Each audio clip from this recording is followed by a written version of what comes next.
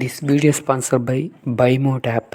இந்த ஆப்பில் பார்த்தீங்கன்னா உங்கள் வீட்டுக்கு தேவையான எல்லா பொருட்களும் கிடைக்கும். அது மட்டும் இல்லாமல் மற்ற ஆன்லைன் ஷாப்பிங் ஆப்போடு ஒப்பிடும்போது இந்த ஆப்பில் பார்த்தீங்கன்னா எல்லா பொருட்களுமே விலை குறைவாக கிடைக்கும். உடனே உங்கள் ஃபோன் எடுங்க, இந்த ஆப்பை இன்ஸ்டால் பண்ணுங்கள். இந்த ஆப்போட லிங்க்கை நம்ம டிஸ்கிரிப்ஷனில் கொடுத்துருக்கேன். அதை கிளிக் பண்ணி இந்த ஆப்பை இன்ஸ்டால் பண்ணி உங்கள் வீட்டுக்கு தேவையான பொருட்களை ஆர்டர் பண்ணுங்கள்.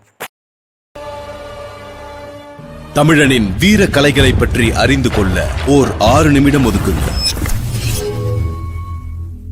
வரலாற்று குறிப்புகளின்படி 6 முதல் 18ஆம் நூற்றாண்டு வரை தமிழர்களின் ஆகச்சிறந்த ஆயுதமாக இருந்த ஓர் ஆயுதம். மகாபாரத போரில் கிருஷ்ணனின் சுதர்சன சக்கரம் போன்றது தமிழர்களின் இந்த ஆயுதம். 17 மற்றும் 18ஆம் நூற்றாண்டுகளில் ஆங்கிலேய படைகளை அச்சப்படுத்தி அதிர வைத்த ஓர் ஆயுதம். கணிதத்தையும் இயற்பியலையும் கணித்து 1000 ஆண்டுகளுக்கு முன்பே தொழில்நுட்பம் கொண்ட ஆயுதம். போருக்கும் வேட்டைக்கும் வேல்கம்பு, ஈட்டி, பின் வாளுக்கு மாறிய தமிழன் அதன் பின் எதிரிகளை எதிர்த்து நிற்க, மிரள வைக்க, நிலை குலைந்து நிற்க வைக்க பயன்படுத்தியதுதான் வளரி.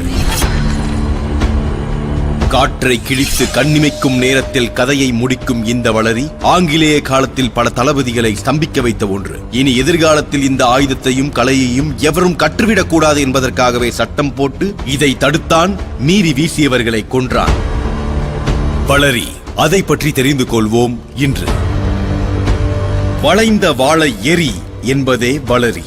ஆஸ்திரேலிய ஆதிவாசிகளால் உபயோகப்படுத்தப்பட்ட பூமராங் வளரி போன்றே வடிவமைப்பில் இருக்கும். ஆனால் அயல் நாட்டினர் அதை விளையாட்டு பொருளாகவே பயன்படுத்தினர். ஆனால் அவர்களுக்கு பல 100 ஆண்டுகளுக்கு முன்பே வளரியை ஆயுதமாக பயன்படுத்தியவன் தமிழன். வளரி வீசும் போது விசை குறையக்கூடாது. ஆயுதத்தின் எடை கூடினால் நீண்ட தூரம் வீச முடியாது, குறைந்தால் தாக்கும் திறன் குறையும். அதைவிட முக்கியம், ஓர் இரும்பு துண்டு காற்றில் சுழன்றபடி இலக்கு நோக்கி செல்வதற்கு அடிப்படையான எடை கட்டுப்பாட்டை கொண்டிருக்க வேண்டும். ஆயுதத்தின் மையத்தில் நிலை கொண்டுள்ள எடை அதன் சமநிலையை குவித்து விசையின் பாதையில் துல்லியமாக பயணிக்க உதவுகிறது. வளரியில் துலங்கும் தொழில்நுட்பம் இம்மண்ணுக்குரிய தனித்த சாதனைகளில் ஒன்று.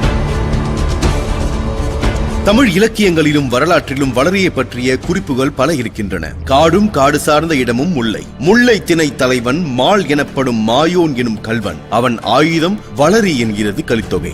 மால் எனப்படும் சோழன் வளரி படை உடையவன் என்கிறது சிலப்பதிகாரம். கள்ளர்களின் பெயரிலேயே கள்ளர் தடி என்றே அழைக்கப்பட்டது வளரி என்கிறது தமிழ் அகராதி. வளைத்தடி கள்ளர்களின் திருமணத்தில் முக்கிய அம்சமாக இருந்தது என்கிறார் ஆங்கில தொல்பொருள் ஆராய்ச்சியாளர் ராபர்ட் ப்ரூஸ். புதுக்கோட்டை மன்னர்களிடம் வளரிப்படை என்று தனிப்படை இருந்தது என்கிறது புதுக்கோட்டை வரலாறு. கிபி 1710 இருந்த விஜய சேதுபதி மன்னர் தனது மகள் அகிலாண்டேஸ்வரியை சிவகங்கைக்கு மணமுடித்து வைத்த போது சீர்களில் ஒன்றாக தம் குலமரபு ஆயுதமான வளரியையும் அனுப்பி வைத்ததாக கல்வெட்டு இதழில் குறிப்பிடப்பட்டுள்ளது. இவ்வாறு பண்டைய காலத்தில் திருமணத்தில் சீதனமாகவும் வளரி வழங்கப்பட்டது. போர் புரியும் வீரர்கள் தம் கொண்டையில் வளரியை சொருகி வைத்திருப்பார்கள். போர் மூழும் போது கொண்டையிலிருந்து உருவி வளரியின் மூலம் எதிரிகளை போரிட்டு வீழ்த்துவார்கள். சிலர் அன்று பூசைக்குரிய பொருளாக வளரியை வணங்கினார்கள்.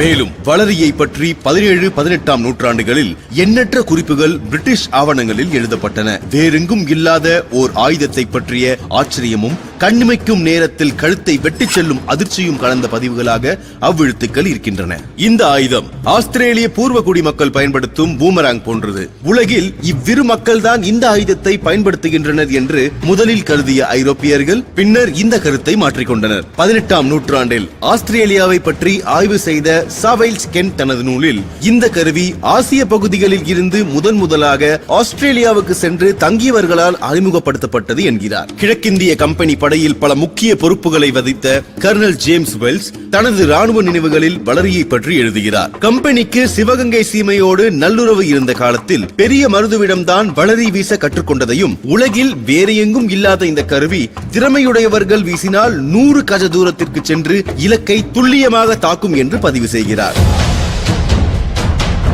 ஆங்கிலேய தளபதிகள் அதிகம் பயந்த ஆயுதமாக வளரி இருந்தது அன்று. பாளையக்காரர்களின் யுத்தத்தில் குறிப்பாக கொரில்லா முறையிலான மறைந்திருந்து தாக்கும் போர் முறைக்கு ஏற்ற ஆயுதமாக வளரியே இருந்தது. நிலமெங்கும் தலைகளை அறுத்துக் கொண்டே வளரிகள் கீழிறங்கின. பாளையக்காரர்களின் யுத்தம் முடிவுக்கு வந்தவுடன் ஆங்கிலேய நிர்வாகம் 1801ஆம் ஆண்டு ஆயுத தடை சட்டத்தை கொண்டு வந்தது. அதன்படி மக்கள் யாராவது போர் ஆயுதங்களை வைத்திருப்பது கண்டுபிடிக்கப்பட்டால் பொது வெளியில் தூக்கிலிடப்படுவார்கள் என்று அறிவிக்கப்பட்டது. எல்லா வகையிலான ஆயுதங்களும் கைப்பற்றப்பட்டன. பாளையக்காரர்கள், போர் வீரர்கள், குடிமக்கள் எல்லோரும் ஆயுதங்கள் நீக்கப்பட்ட மனிதர்களாக ஆக்கப்பட்டார்கள். அப்பொழுது ஆங்கிலேயர்களால் 22,000 வளரிகள் கைப்பற்றப்பட்டன. தென் தமிழகம் முழுவதும் இருந்த வளரிகளை மொத்தமாக கைப்பற்றி அழித்தொழிந்தனர். வளரி என்ற ஆயுதத்தின் நினைவு கூட இம்மண்ணில் மிஞ்சக்கூடாது என்பதில் ஆங்கிலேயர்கள் உறுதியுடன் இருந்தனர். வளரி வீசிய கைகள் வெறும் கைகளாக்கப்பட்டன. கரங்களில் இருந்து நீங்கிய ஆயுதம் நாளடைவில் மக்களின் நினைவுகளில் இருந்தும் நீங்க தொடங்கியது. பல வரலாற்று குறிப்புகளின்படி மருது சகோதரர்களே வளரி வீசுவதில் வல்லவர்களாக இருந்தார்கள் என குறிப்பிடுகிறது. திகிரி, கள்ளத்தடி, வளைதடி, பாராவளை, எரிவலை, சுழல்படை, படைவட்டம் என்ற பெயரில் வளரி அன்று புழக்கத்தில் இருந்தது. இப்படி தமிழர்களின் முதன்மையான போர்க்கருவி என கலித்தொகை, புறநானூறு, கலிங்கத்து பரணி, ஐங்குறுநூற்று இலக்கியங்களும் பிற குறிப்புகளும் தெரியப்படுத்துகின்றன. இவ்வாறு மிகச் சிறப்புமிக்க ஆயுதமான வளரி தற்போது பாதுகாப்பாகவும் கண்காட்சியாகவும் வைத்து பராமரிக்கப்பட்டு வருகிறது.